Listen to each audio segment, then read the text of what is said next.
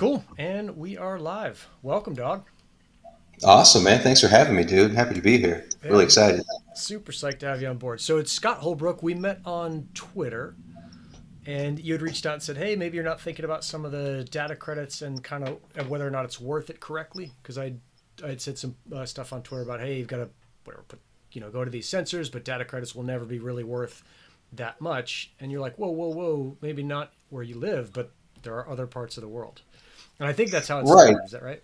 Yeah, something like that actually. And there's actually like I don't know, just the whole space right now. I think is going going to buzz with lots of different concepts, lots of different ideas. I think lots of things are getting kind of mixed up and jumbled, and no one's really kind of taking the time to tease out certain aspects and kind of figure out what it actually is. And so I'd actually like to, if I could, just take a step back and kind of tell people why they should listen to me, and why. Yeah, totally. Who are you? What are you doing? Where are you coming from? Tell me all about it. Yeah, sure. So I'll give a quick 30-second of Scott Holbrook. Scott Holbrook has an engineering physics degree. Scott Holbrook has a master's degree in philosophy. Scott Holbrook has lived in Thailand, China, Australia, and when I say lived in, I mean like I came away with a kid, and so I didn't go for a couple week vacation. I've toured Europe for a bit, but no, I've lived in these places. I've seen, I've experienced, and so I just feel that my perspective is a bit more than a lot of people because I've had the opportunity to go to these places, see how these other places live. Yep. And so, while I was in China, actually, it was is when I started the company that I'm currently at. I'm a co-founder in it, and that would be Secure Tool. Yep. And we actually started off making products in the transportation area. So my background is actually manufacturing and supply chain. And so I, understand full well what was going on with all the, the miners, and you can't get pieces and the delivery schedules, and it sucks, but that's just the way the supply chain cookie is crumbling at the moment. And so from there, we started off doing OEM stuff, which was original equipment. So basically, we put other people's brands, on the product. We made it for them, Mm-hmm. and then from there, we moved into actually inventing our own stuff and our own products, and that's how the name got changed into Secure Tool. And from there, it's really just been about re-envisioning what a tool is. Tools are what make humans humans, right?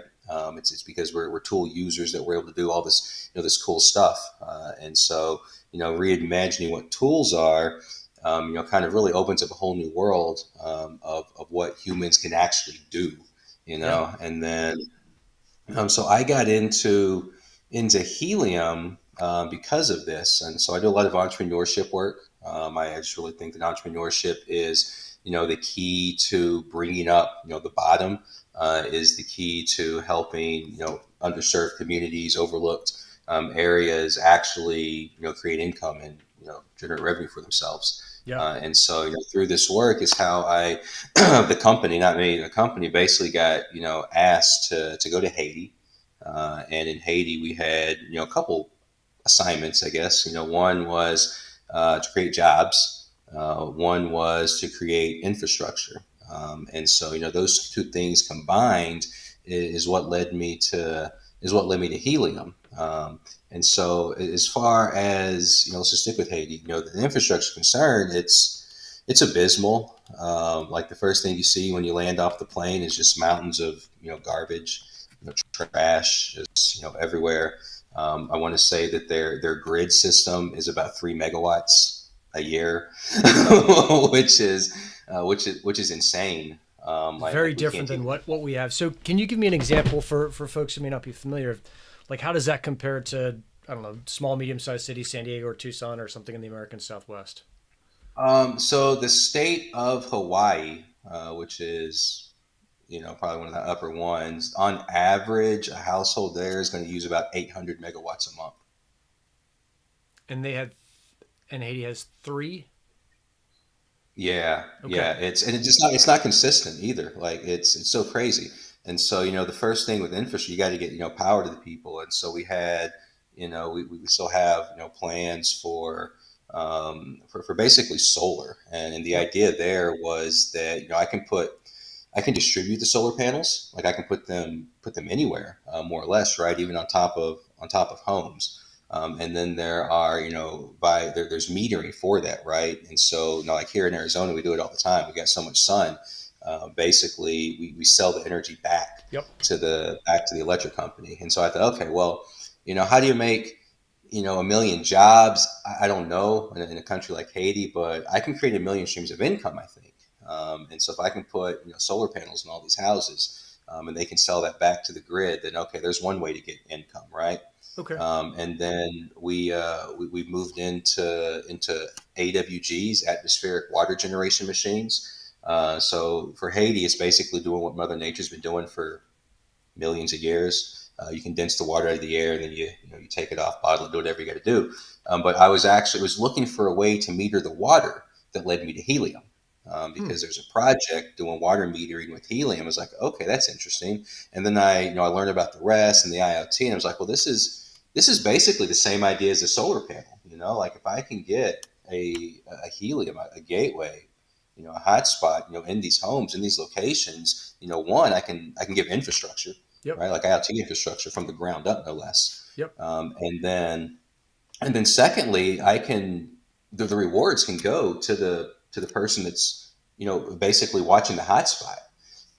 And so, to me, I started getting, these ideas. Well, universal basic income isn't necessarily that people should be giving out free money. I mean, you got to. I'm not a fan of giving out free money. I don't think it does anything.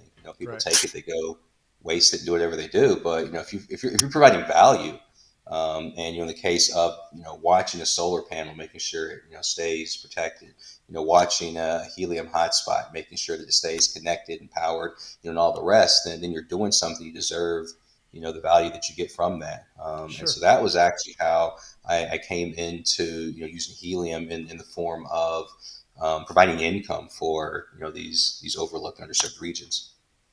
Dig it.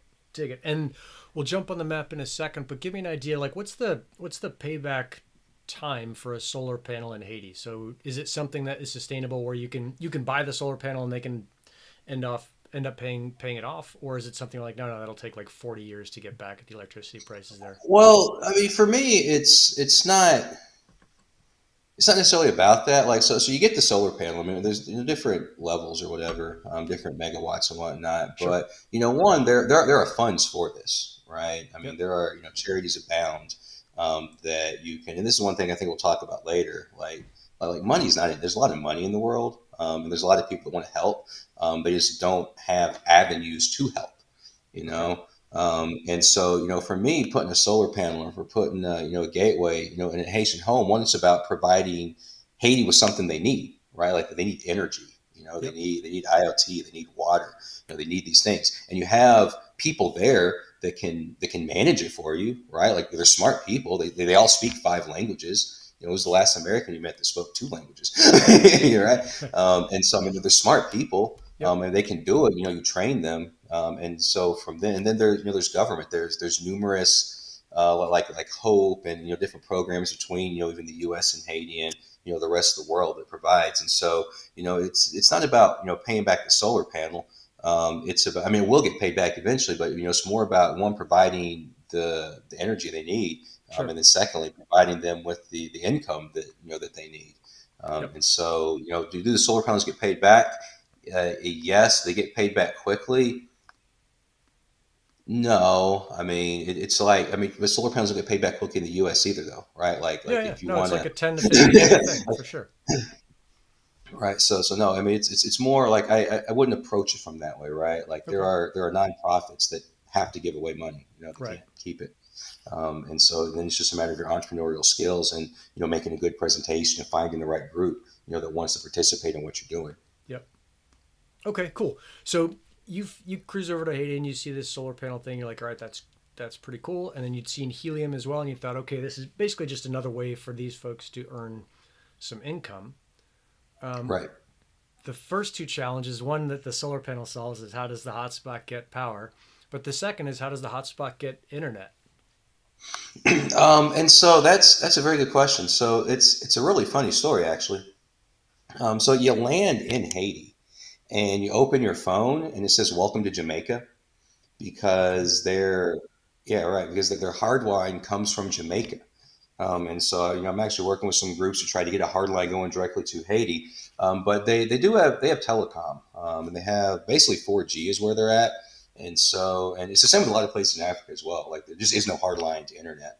And so, I mean, that would be a project to take on if someone wanted to. But no, usually it's going to come from the 4G. Digicel is their big one there. Africa has their own, and then they'll have in their homes. They'll basically just be doing hotspots. They'll get little devices that have Yep. hotspots, and then that's how they do it. The other way you could do it is there are numerous companies that do global data, Hmm. and so that is going to end up being like a monthly charge on you or whomever. But that's another option as well. But what I found though is, and I put it out to them, like whenever I talk to my Haitian team, like you gotta, it's got to be connected. And Yep. I find that if you tell someone that you can give them 25% of their daily income and all they got to do is keep power and internet to this box, they get pretty resourceful pretty quickly. Yeah. Yeah. So that's kind of the second part is that of this convo, kind of maybe four parts total is you and I had both seen folks saying like, "Oh, my hotspot's not making enough," and here in the U.S., it's a pretty wealthy country. $2 a day Right. is not enough. It's Right. not Well, enough to enough pay kind of compared to what? Like what was like what counts as enough? Is kind right. of the question here. Yeah. Yeah. And yeah, so I mean, if you're in America and you're looking for the hotspot to make enough, then I think there's a confusion. Sure. And the confusion is between whether or not you're making an investment or whether or not you are trying to make an income. Right. And these are not the same thing. And so if you're buying a hotspot because you think you're going to make an income, you can quit your job and do all this stuff that you hear about fantasy world miners and whatnot. Then that's not going to happen on $2 a day, obviously. Nope. And in America, does it happen? I don't know. I mean, we'll look at the map in a second, but it's very saturated. Yeah. And so, if in America and in Europe, it's supposed to be a global network, but really it's a two-continent network at this point. And so, if your expectation is to come to San Diego, where the whole thing started, and to find a spot in San Diego that already has 55 other spots, miners in that same hex, and Yep. you're going to get upset because you're not making what you made 6 months ago, or because you're getting in now and it wasn't what people said it would be when you ordered your miner, then that to me is on you, honestly, right? Sure. Because I mean, one, what is your expectation? Like, if you want to replace your income with this, you're obviously going to go find some other place, right? And like I've been saying, there's a whole map that's open, Yeah. like global map that's open. Yeah. Let's If you jump think over it's there. And I'm seeing in the comments people are getting all fired up about the usual the usual stuff like, oh, my hotspot's not making enough. But we'll start with this kind of map idea. right, Um, so and let's zoom in on Haiti because it's a stark difference as you take a look at it. It's like, oh, there's this island, but on half of it, there's nothing. yeah, right. Yeah. So the other half is the DR, Yep. and the DR has stuff, and Yep. that's what you see right there. So that's all DRs where those are, Yep. and then you go to the Hades. It's black. It's blank, Yep. It looks like right? there's And one in so Port-au-Prince, and that's it. right, right. And so I mean, and they're in our backyard. I mean, really, you can tell there's no spots. There are spots. There are plenty of spots, Right. and it's not even just Haiti. It's I mean, if you zoom out, like Mexico is 90% open.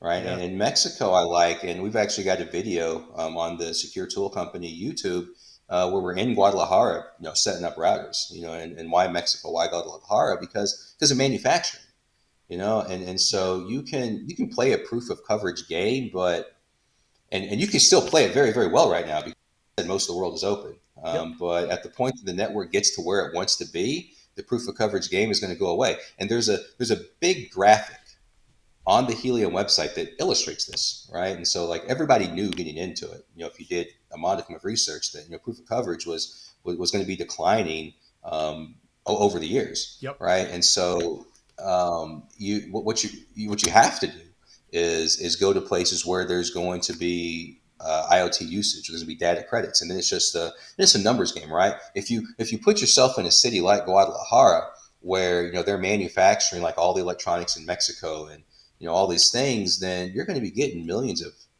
daily, right? Right. Because manufacturers going to be using this. Right. And this was, well, I think we'll skip over a little bit the DC side because DC, like earning DC isn't huge. But one of the things you were saying is, hey, if you build in, if we go zoom back into Haiti and you start to put hotspots as many places as you can, not only are you providing income just from the POC side, but you're also building in the ability for any of those hotspot owners to pass on data credits. And so it makes Well, anyone right. able to use sensors on the network, which is good for everybody. Well, not only that, but you're also kind of building them in another profession, right? And so you go to Haiti, right, or you contact someone from Haiti. Like, Yep. there are ways we live in the telecommunication world. And you say, hey, look, I've got this box. If you put this box in your window, and you make sure the power stays on, and you make sure the internet stays connected, and no one steals it or whatever, Yep. then I can get you 50 cents a day. I can get you 25% of your income. They're like, okay, that's cool, that's good, I like that. The next thing you're going to tell them is, okay, look, we've got these boxes all throughout Haiti. We've got a good network going, right? The next thing we want to do is we want to build the country up, right? Like, we want to build it up the right way. Like, so in a place like America, you're basically grafting IoT onto what's already there. Because we got Wi-Fi everywhere, Yep. and XYZ, right? So you're grafting on, but in a place like Haiti, you're not grafting anything, because they have nothing to begin with, right? And so you actually build it into the infrastructure from the ground up. Yep. So that way, when businesses and commerce does come, they've already got something they can work with. And Yep. then what you're going to tell them is, okay, well, look, so you put all these boxes up, all these hotspots all throughout Haiti. The next thing you want to do is, we have these devices, these sensors, right? I have this one sensor here, that will tell you the temperature of the transport truck, right? So you can know that your food is getting where it's going, within thresholds that aren't going to kill you when you eat it. Yep. And then, now what you got to do if you want to make even more money, Mr. Haitian, is you're going to have to go and you have to sell this to people. So now he's a salesman as well, right? Right. And then so now he's making money, from the router. He's providing coverage. Now he's making money from the data credit, because now people are using these devices he's putting out there. But he's making commissions off of the sales as well, right? Yep. And so now from this one act, putting a network throughout Haiti, working with a Haitian entrepreneur to do this, you're giving him three ways, to the top of our head right here, to create and generate income, for his family. Yeah, and it's significant, right? I'm seeing in the chat people saying like, I don't make $2 a day or whatever. It's like, hey, they could make 80 cents a day, and if their income is $2 a day, that is a significant bump. We're just Significant, right? we're thinking differently. It's we're thinking of like, oh, I make whatever it is that you make, 5,000 a month or 3,000 a month or 10,000 a month. It's if you're making $5,000 a month, that's like making another, what is it, 2,500, something like that, $22,000 on top of the $5,000 you're already making. Like, it's a big jump to make an extra 80 Right. cents a day. Well, and the other thing too is, everyone's thinking. I mean, I don't want to talk bad about your people, but it's always me, me, me. Like Yeah. my router doing this. I want to make more money here. Yeah. When really the most money to be made, um, anywhere, proof of coverage or data, is not with you, because we've already got things here in America, right? Yeah. Like, it's a matter of perspective. Yep. Like, get out of the country, at some point in time. Go see these other places and see what's really going on in the rest of the world. And so we've got this stuff here, but the opportunity is providing this to these other countries that don't have it right now, right? Like Haiti, or and I see it now. Like, people will, not everyone can just go to a different continent, a different country, and start putting up routers and this and that. And I don't know. I'm going to call BS. Okay. Just because you and I don't live near each other, right? How many people on our chat right now are in Tucson or San Diego? On July 1st, I'm going to be giving a speech at a Twitter space with 600 Nigerian entrepreneurs. You mean to tell me, out of 600 Nigerian entrepreneurs, you can't find one that you're going to be able to work with in order to set up a network Yep. through their community, so they can feed their families? I Yep. I don't believe it. I don't Yeah. believe it. I don't believe it at all.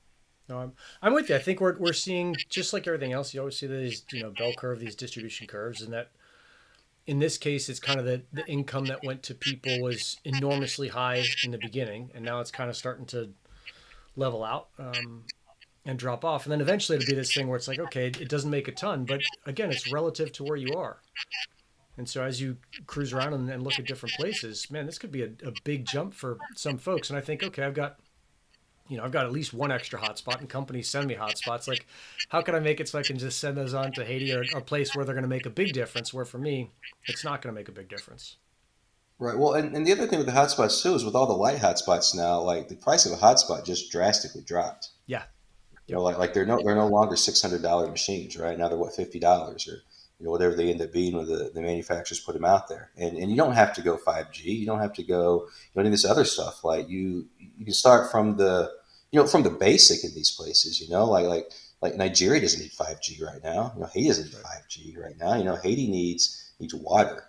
Haiti needs a way to meter their energy. Haiti needs like basic infrastructure, which we can provide. And a $50 hotspot, like I don't know, I look at risk reward, and that's not a lot of money, and that's not really a lot of risk. I don't think that there's a real fear that, oh, they're going to steal my hotspot. Like it's connected. They can't do anything with it. Like it's connected to your hotspot, and it's from their perspective, like where are they going to get more of them after that, right? Like if one of them gives them $2 a day, well, shit, let me get 5 or 6 of these going. Like the kid I work with down there, he's already found 50 spots, like confirmed, ready to go. And so, I mean, if you explain to them what's going on and how they're going to benefit, and how their community is going to benefit, and you're very clear on what each of your roles are. Like, I'll give you these boxes, you got to put them up and make sure they stay safe, and all the rest. And I think you're going to find in all these countries that have no coverage right now, a very large group of people that are going to want to help you. They're going to want to participate. Yeah. Dig it. I'm gonna play with some sound stuff here because I'm hearing the folks on the chat are saying there's like a something in the background, so we may have to fiddle with it a little bit. Um, what was the next thing that you had? Was this idea of, let's see if I can turn this off. Can you can still hear me, Scott? Yeah, cool. I think I just had to cut off your speaker stuff for a second. So the idea was that there was this baked in piece. I want to go a little bit further into that and into this idea of enabling in this case, a nation to kind of build its own ecosystem within Helium and maybe surrounding that. Right. So, and I think it's kind of what you're doing too, though. I mean, this basically was, the video you're talking about. So, my understanding is, you're working with the, with park rangers to track trails and the use on there. And so, for me, it would be, you need commerce, right? And so you take a place like Haiti, they need manufacturing. They got to make something, right? And then whatever it is that they're going to end up making, can be the efficiency of that can be enhanced by using IoT devices, right? And especially in a place like Haiti, where power is already, next to nothing, certainly you're going to want the IoT devices that can monitor and manage, your power output, right? Like any business that moves into Haiti is going to need that. Right. Right. And so it's just who's going to sell that to them. Right. And then once you sell it to them, there's income that way. But then there's also, the data credits that are going to be coming. The water, the metering, the energy. And so if you build everything from the ground up to include the efficiencies of IoT, you're in a much different situation than trying to get, dinosaurs to change. I mean, I give you an example. So in our business secure tool, like I said before, we started out making like ratchet tie downs and stuff. This is a very slow to change industry in the sense that the largest distributor of trailer parks in the nation still uses a fax machine. Like I walked in, no, seriously, I walked into the headquarters and it was just sitting right there. And I was like, what is this, a museum? Why do you have? And he said, no, some of our cars, they still send in fax machines. I've been to places in Odessa and Midland. For people that don't know Odessa and Midland, that's basically where all your oil comes from in America, Permian Basin there in Texas, and they don't have emails. And so, I mean, I call or I go, and well, can you send us something? Well, what's your email, sir? Oh, we don't do that. Well, you don't do what? And so we send like hard copies, and you got to go visit, and all this stuff. And so, um, but a place like Haiti, totally different, because there's no preconceptions, right? Like you tell, look, you do this, you'll make more money. They're on it, right? They're on it. And they take it and they run with it. And so that's kind of what I mean by baking in the ecosystem. Like you create the ecosystem as you go. Like you're not fighting against Comcast. We should use our Wi-Fi to transmit these signals instead. You're not fighting against Verizon. Trying to charge you $80 a month for a data plan that you're not going to use a quarter of.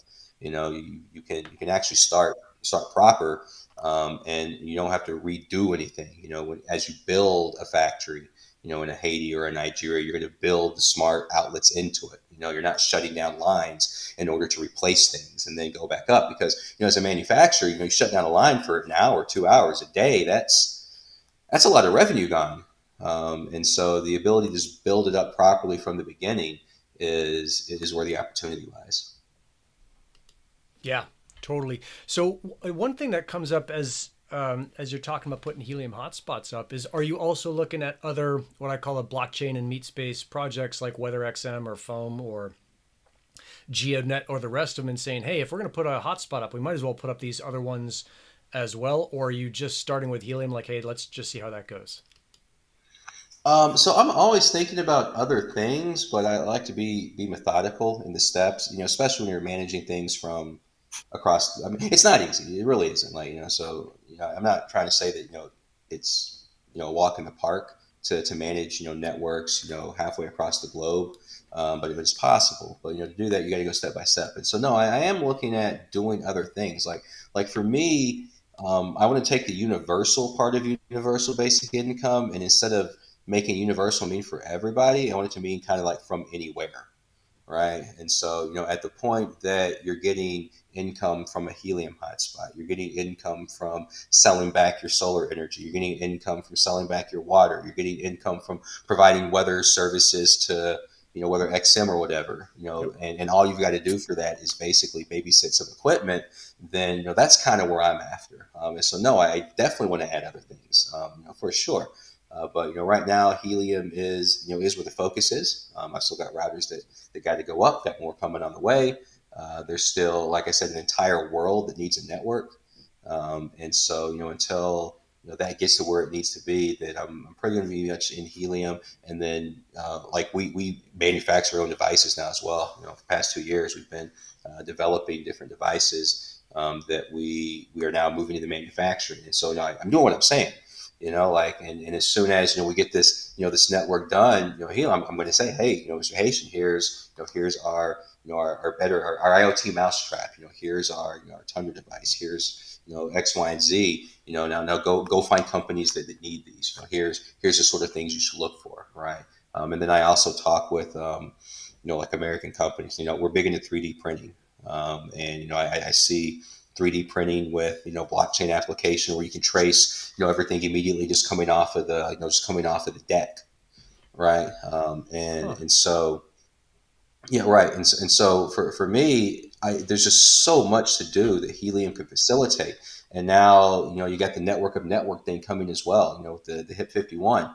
And so there's a lot of robustness just in that ecosystem alone. I think I'll be I can fill this out for the next couple of years. Yeah.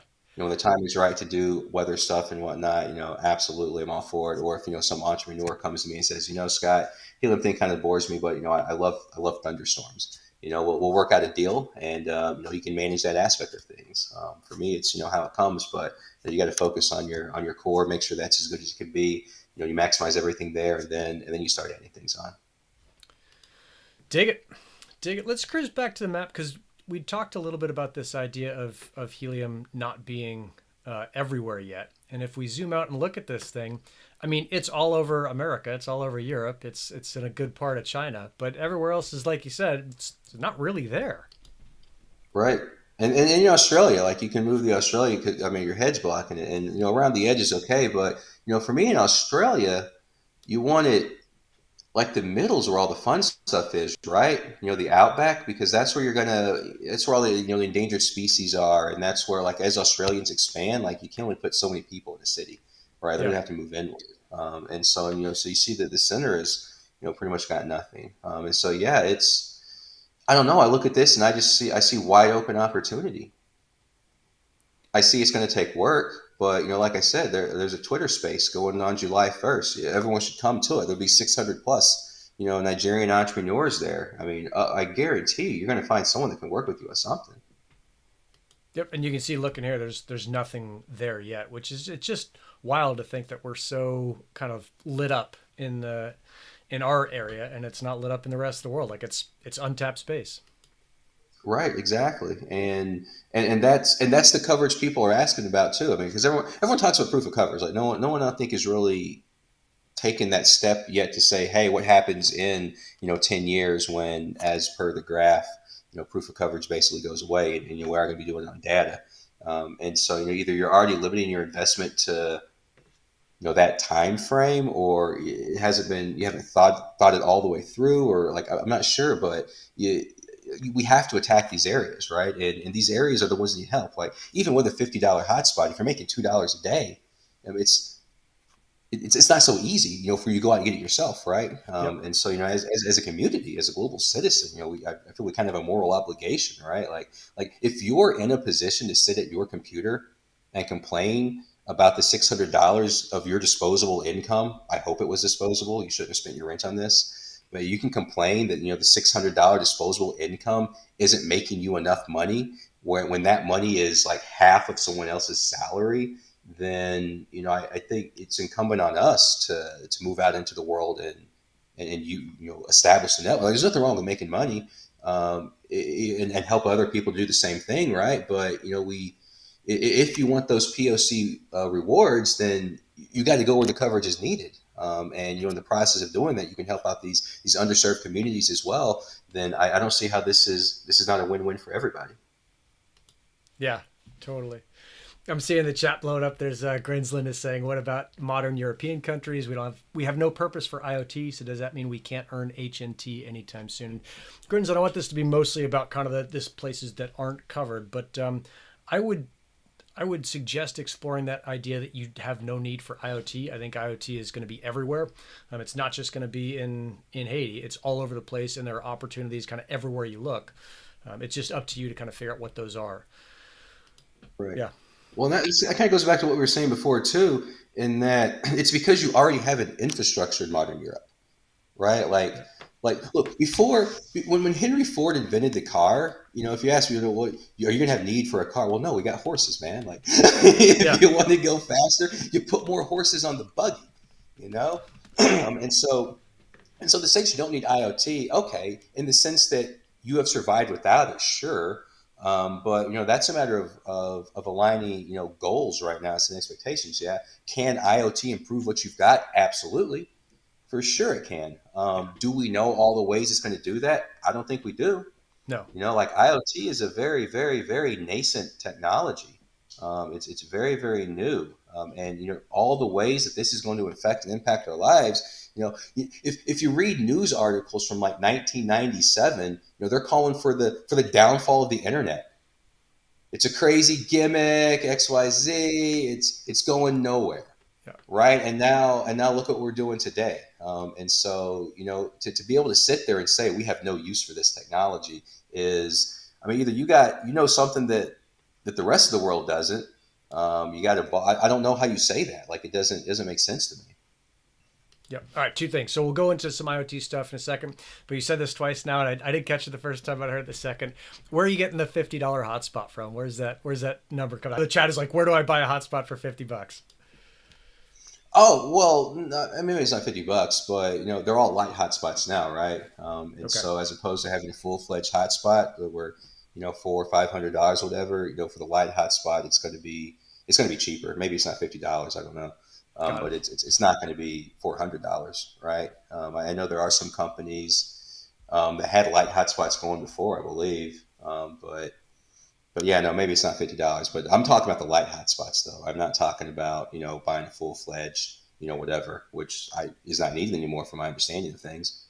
Nope. No, they're all going to switch over to lights. Okay, so it may be worth pausing on this idea of what IoT can do or can't do, or what is known or not known, or the rest of it. And I'll start that off by saying I don't think many people on the individual level. Businesses certainly do, but many people on the individual level have an understanding of just how big IoT is, or the potential that it has to help us understand our world. And the way that I usually explain this is to say it's as if there's a tsunami way out at sea and the thing is racing along at 600 miles an hour and the wave is only a foot high. And most people are kind of out on the ocean. And so their sailboat or their boat goes up and down a foot and they're like, oh, what was that? It was nothing. But as it kind of piles up on the shore and as the water piles up on the shore, the wave gets bigger and bigger. And then it becomes this, tsunami that changes dramatically what is going on. And I think that's the best way to think about IoT, in the sense that you may not be able to see all that it can do right now, right? You see like a people counting project on the trail. That's obviously not the most profitable thing to do. You can see, counting cars or parking spaces or how many people walk by a store, or, how much weight is under an ingredient thing. Like there's all these things where, to me, it seems like in this space, it's like a bunch of blind people kind of reaching around and feeling for, like, trying to understand this pretty new world. And then once we get it, it will be a giant change into, adding data to pretty much everything that is out there. Is there anything, Scott, that you're seeing maybe in Haiti or maybe just in the rest of your world where you're like, oh, this is a great place for us to use the Helium network?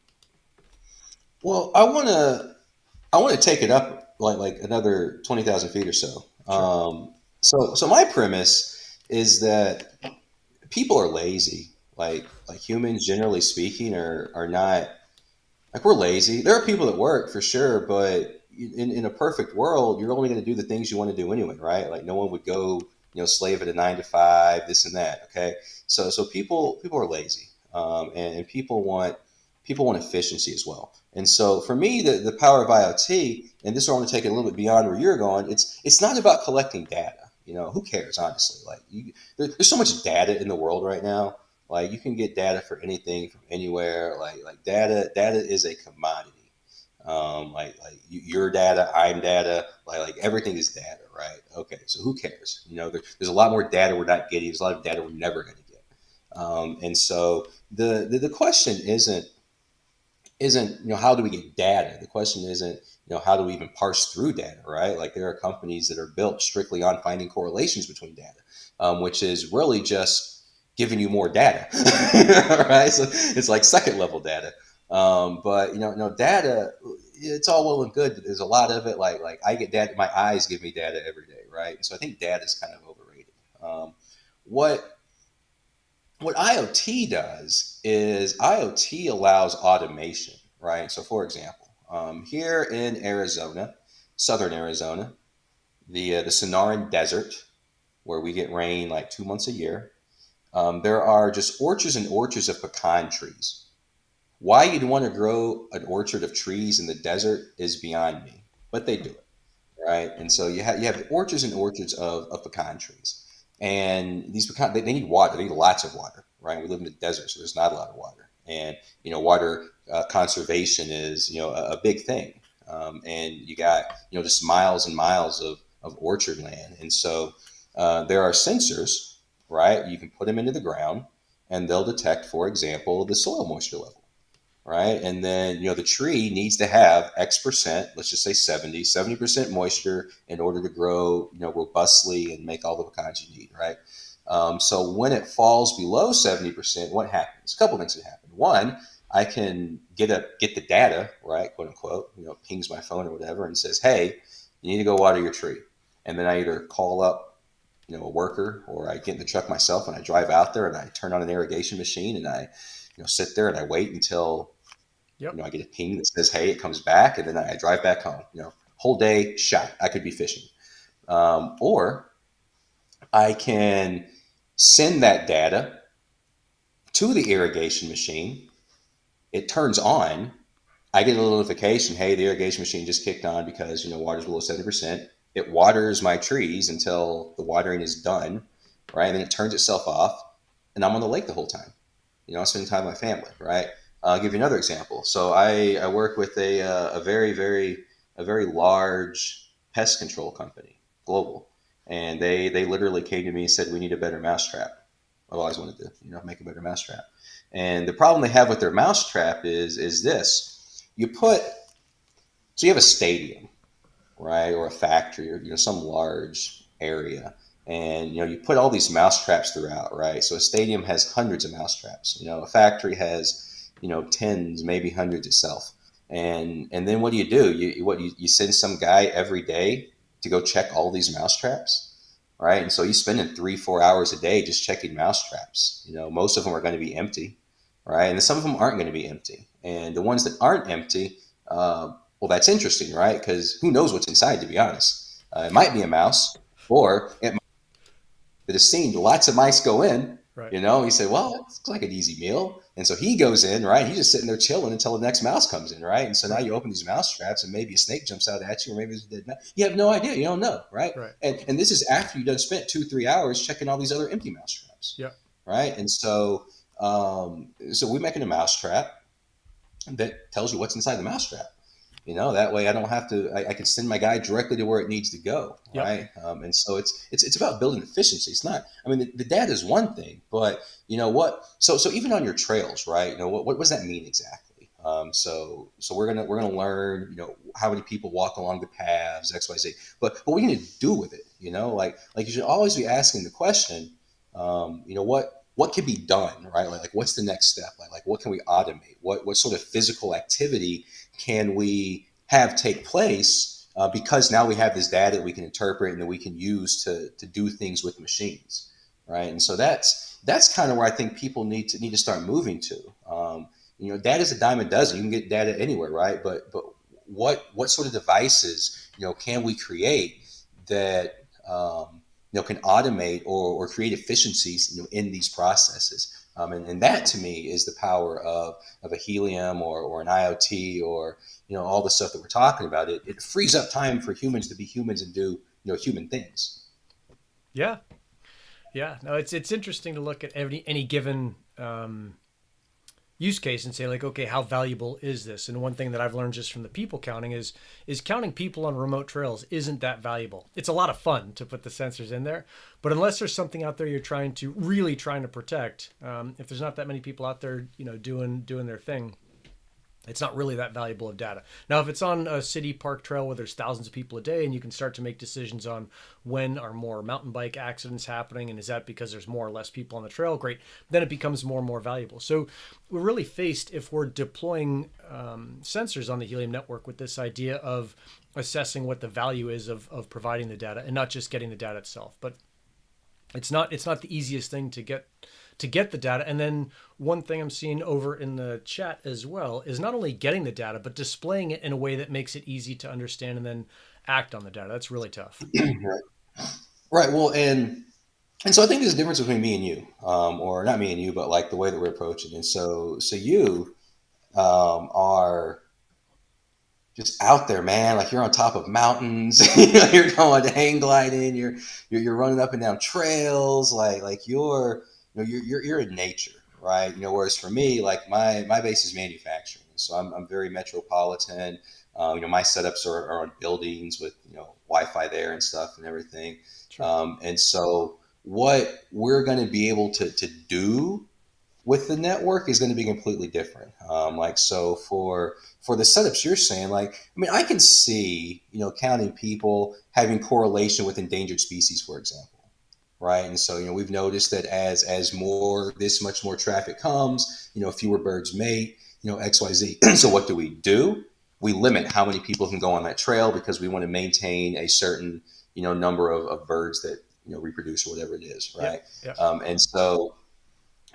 But it's also, it's interesting how many people go, right? Like, but this could also be used maybe for how much you charge, right? And so, some trails are more popular than others, up the price, right? And then, put that money back into the environment for, whatever the environmentalists want to do.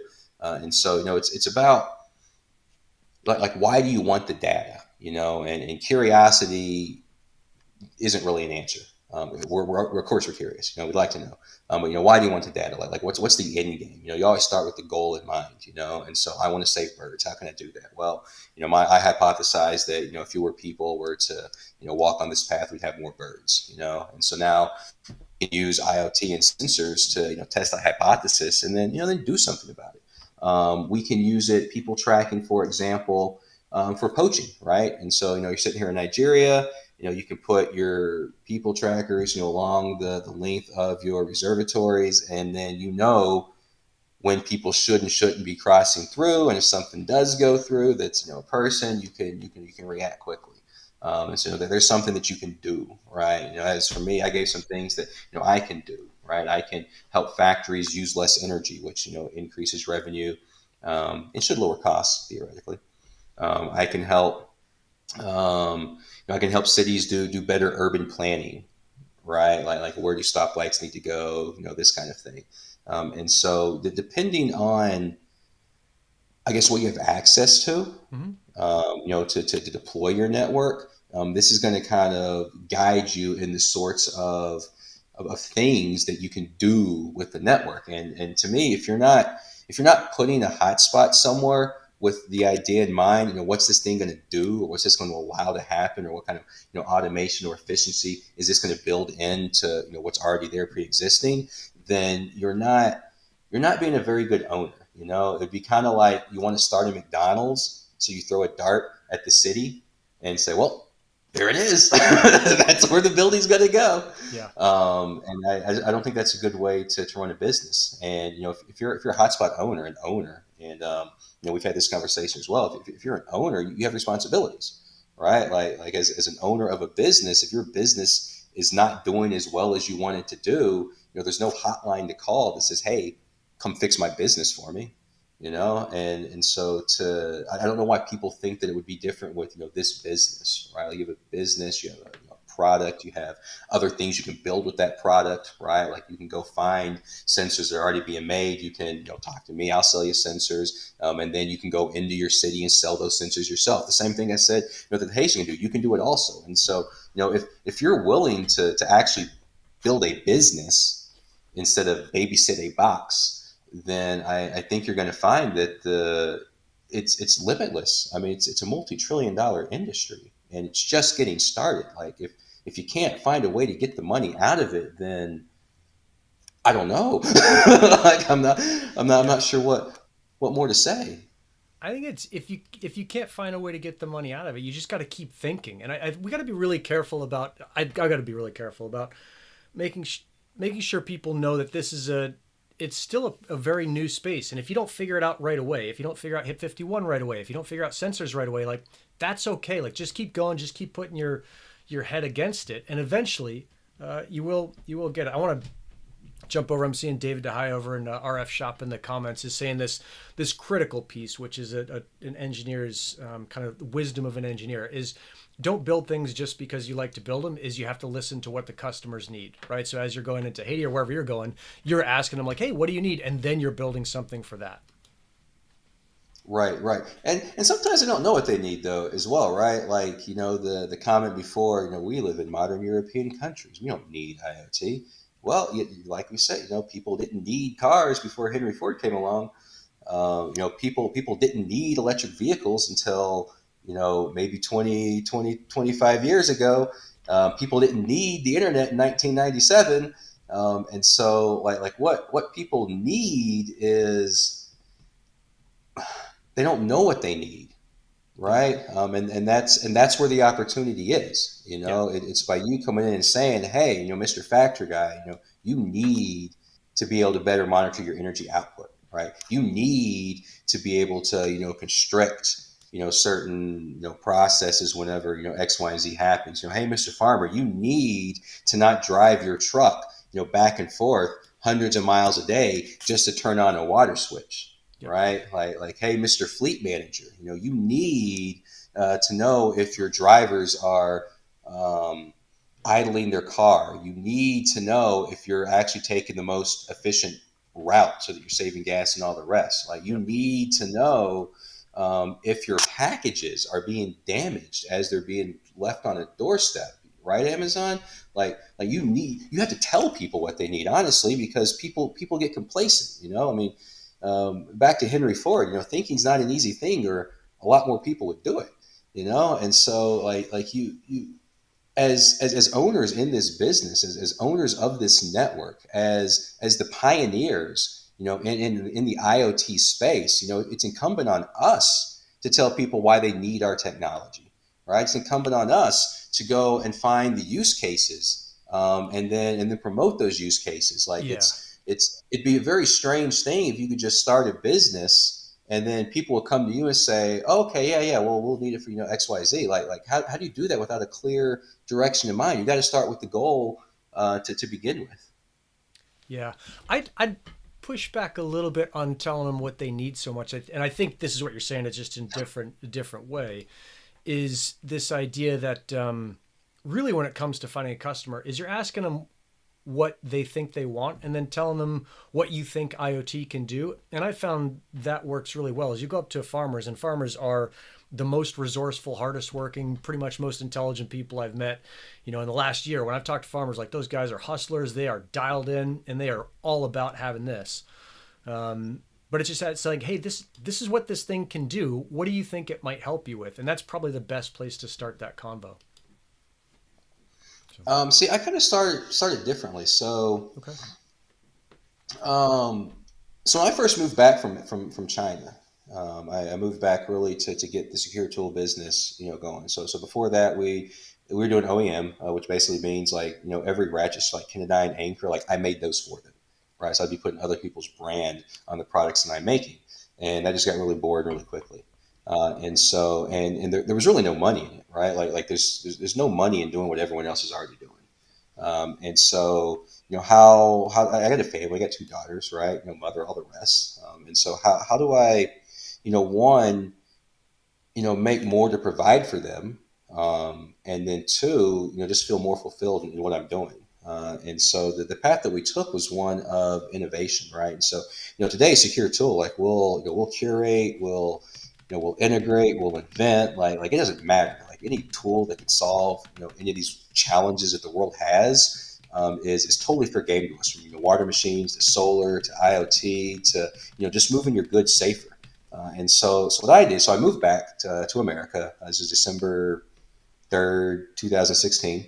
And the first thing I did is I went to the racetracks, to NASCAR, and I called and I got to walk around the pits, and I would just look at the drivers and what they were doing, right? And then I got invited to Lucas Oil, right, like Glen Helen and all the off road races and all that, and I basically did the same thing.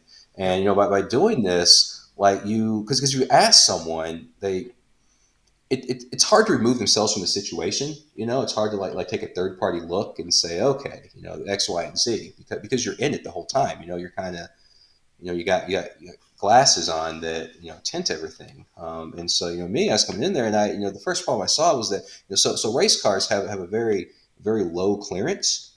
And so when you're trying to ratchet down these race cars, the problem you run into is you can't get like any sort of leverage. Okay. Like you can't actually move it. And so you're sitting here like doing one click, two clicks. You're beating knuckles against the top. It takes you half an hour to tie down a wheel. It's insane. And so I can fix that. And so what I did is I innovated on just a regular ratchet. I put basically a direct attach swivel hook, which pulls it out from under, and now you can get your full range. Okay. The next thing I did is I drove basically from San Diego to Jackson, Florida on the I-10. Like I just hopped into Tahoe and I cruised.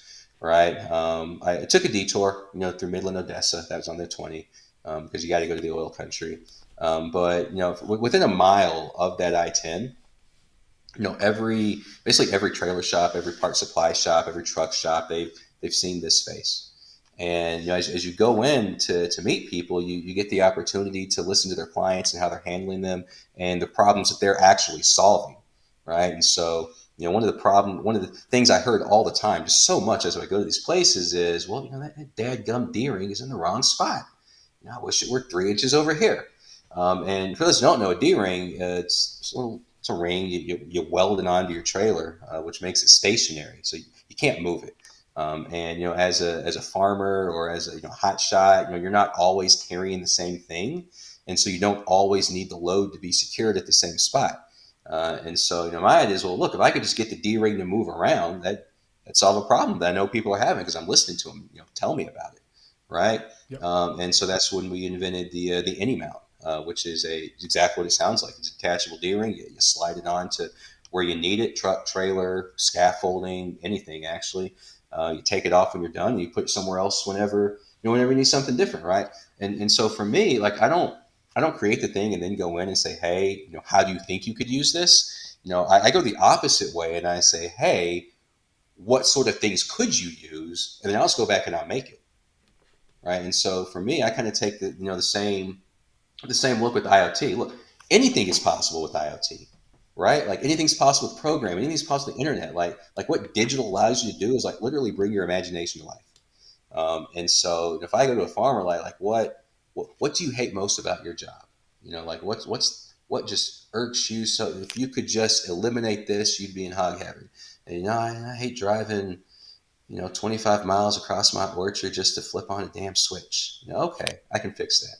Or XYZ, this and that. Like people will tell you what they don't want to do, Oh yeah. right? And then it's incumbent on us um, to figure out how to do it for them, within the confines of your business or IoT or whatever it is. And so that's I kind of take once again the end goal in mind, right?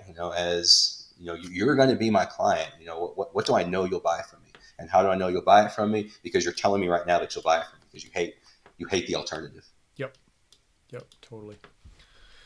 Yeah, it's all about listening to people. I like the question, like, what do you hate about your job right now? Like, I'm not a big fan of the word hate, but that's a great way to get some, a big pain point out of people. And then solving pain points is what business is all about. Right. Exactly. So And you had some graphs. Let me see if I can bring them up that you were going to show me. Hang on a second. And I think these were the payoff graphs. Let's see if I can pull those up and you can walk me yeah, through them. yeah. So yeah, right. And so yeah, I've just put these together. And yeah, what you're looking at here, and there's some across the bottom, is that these are projections. These are it's not proof of coverage versus IOC. It's basically if you make this much helium, then this is how long it takes you to recover ROI or whatever it is. And then I've done it for 10, 15, I think 20, 40, and 60. And if you haven't done this before you got into helium, you kind of got things in the wrong order. Is kind of what I want to say, because a lot of people are, a lot of the complaints are that I'm not making enough, I'm not getting what I deserve, it's a bad investment, and really no, it's not a bad investment. Like even at 10 H&T a day, or I mean not a day, even at a $10 H&T coin, you can see from the graphs here, it's not a bad investment, right? Like the ability to make your money back in a year or even 2 years is, where else do you do that? Like, and at the level of entry that you have with a helium, so I mean, people, real estate tends to be touted as like, the holy grail of investing, right? Real estate's made more millionaires than anything else. But, one, real estate, no one gets their money back after a year, and then two, to go into real estate, it's an expensive thing, right? Like, so you got to buy the house, let's say 100 grand. Then Yep. you've got capex, right? Which is capex is capital expenditure. So you're going to have to replace the roof. You're going to have to put in the air conditioning, the plumbing, the electric, all the rest. And all these things have to be done like every 10 years, 15 years, if not sooner. So you got to put that in. And then you've got a house or an apartment complex, right, that's just sitting there because you got to rent it out, right? And then so you're going to be paying to rent it out, or it sits there. And then who's managing that property? Are you collecting the rent, really, or are you getting like a property management, who's taking a cut as well? And so it's I think it just comes from a lack of understanding, I guess, on what an investment is versus what income is. And I feel that a lot of people got into this thinking they were going to make income, whereas really this is an investment. And the investment is very clearly laid out, and an investment that does return on itself, and an investment that also offers you the opportunity to substantially multiply those returns if you get involved, right? Like if you sell sensors also, and those sensors are using the IoT network in your city, you're able to compound your own investment in that sense. And I don't I don't know anything else that lets that happen. Like I'm not like if the chat knows, please let me know. I would definitely look into it. I'm always looking for good investments. But I don't know anything else that allows that to occur. Yeah. And so and we can post these charts up for people that are just thinking about getting in and want to know what they can expect. But the investment does come back. It might not come back in a month like it did, in the golden age, whenever there were only two miners out there in the world. But it does come back, and there are other paths that allow you to increase the rate at which it comes back. And then there's also, just like we were saying before, there's just the ability to help out communities. Yeah. And I maybe just care more about making money for the sake of money than that. But I mean, for someone that really wants to be able to make a difference, and really provide like underserved, overlooked, areas with opportunities, like real opportunities, Yep. opportunities at the beginning of an industry that is going to be, by far the biggest industry in the world for forever to come. It has to be, right? Because everything's a device, then I absolutely it's an investment that's worth it. And absolutely it's an investment that makes returns. Yeah, and it's a fun thing to do as well. So like whether you're climbing on top of a roof, putting up an antenna, or figuring out a way to, put a sensor and get it to onboard onto the network and get the data, it's like all that stuff is fun because it's curiosity and learning. Glad you say it too, because look, if you don't have fun doing that stuff, this isn't the investment for you. Like anything that you invest in is something that you should enjoy. It's something you should have passion about. Because if you don't have passion about it, then you're not going to read about it. You're not going to research it. You're not going to learn about it. You're not going to, figure out what other sort of moves you can make on it. And so I'm very glad you say that. If you didn't get into, if you got into Helium specifically because your neighbor said, "Hey, I'm making $50 a day, and you can too," then that's not a good reason. Like you really need to have a passion for IoT. You need to have a passion for technology. You have a passion for helping other communities. Like there has to be something about it you love, because if I said before, humans are lazy unless it comes to something they really really really care about. And if it's something you really really care about, that you're passionate about, that you love, you're going to find a way to make it work. You're going to figure it out. And that's what the network needs is people that are full of passion, people that want to figure it out, and people that want to make it global as opposed to dual continent. Love it.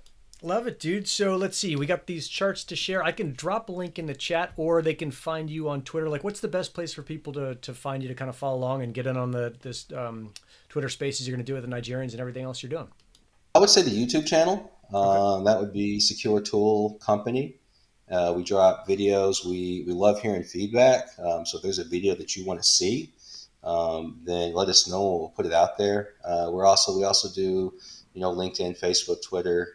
But as far as like robust content, our YouTube page, we have installation guides, and our installation guides are not like your installation guides, Nick. Your installation guides are Everybody's different. incredible. Well, no, because like I said, like you're out there, man. Like you're off grid. Like I love what you do. I love watching what you do. Like you do the hang glide and everything. My installation guides are more for people in a city, right? Because I believe there's going to be a lot of IoT use in the city. And I don't think that people should go out and get $3,000 setups without just putting a setup, Yep. right? And so I'll teach you how to put a setup, how to maximize that stock setup. And then once you determine, hey, I'm getting steady earnings, right? Size doesn't matter. We can adjust that later, but that you're getting steady earnings. Okay, there's something to build on, right? Now we can talk about improving that setup. So my installation guides are really geared towards getting started, inexpensively, and then improving as you go along.